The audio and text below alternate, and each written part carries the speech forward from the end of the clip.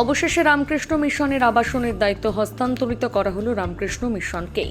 বুধবার সকালে শিলিগুড়ির সেবক রোডের সেবক আবাসনে মুক্তিনগর থানার পুলিশ রামকৃষ্ণ মিশনের সন্ন্যাসীদের উপস্থিতিতে দায়িত্ব হস্তান্তরিত করে। প্রসঙ্গত, শিলিগুড়ির সেবক রোড এলাকায় অবস্থিত রামকৃষ্ণ মিশনের সন্ন্যাসীদের আবাসন সেবক ভবনে 19 তারিখ গভীর রাতে স্থানীয় জমি মাফিয়া প্রদীপ রায় এবং তার দলবল হামলা চালায়।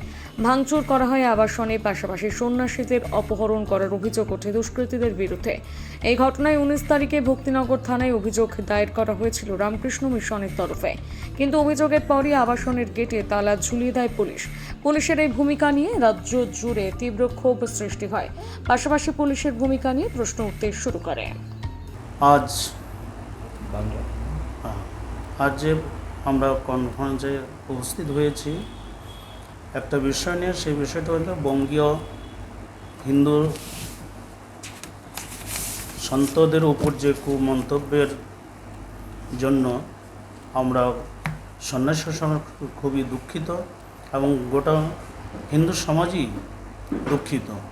সেই হিন্দু সমাজকে যাতে আমাদের সুরক্ষিত থাকে, সেই সুরক্ষিত রাখার জন্য আমরা আগামীকাল অর্থাৎ 24শে মে বাঘাযতীন পার্ক থেকে একদম মহামহকুমা শাসক পর্যন্ত গিয়ে আমরা সেখানে একটি ডেপুটেশন দেব এবং আমাদের যত সমস্ত হিন্দু সংগঠন আছে, বঙ্গীয় হিন্দু সংগঠন, সমস্ত হিন্দু সমাজ একত্রিত হয়ে যাতে এই আমাদের প্রতিবাদ মিছিলে যোগদান করে সাফল্য মণ্ডিত হয়, সেই আশা রেখে আমি আমার সমস্ত হিন্দু সমাজকে আহ্বান জানাচ্ছি।